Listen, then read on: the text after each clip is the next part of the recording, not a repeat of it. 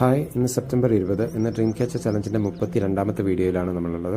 ഇന്നത്തെ ദിവസം ഞാൻ മുമ്പൊരിക്കൽ യാത്ര ചെയ്ത സമയത്ത് കണ്ടിട്ടുള്ള ഒരു ക്ഷേത്രത്തിൻ്റെ വീഡിയോ ആണ് ഉൾപ്പെടുത്തുന്നത്. ഇത് കോഴിക്കോട് ജില്ലയിലാണുള്ളത്.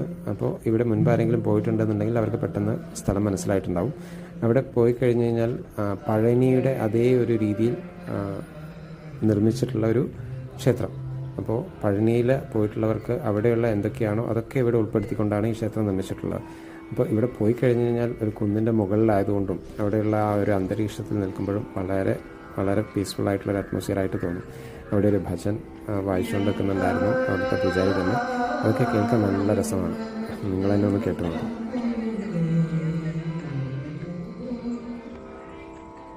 Shindar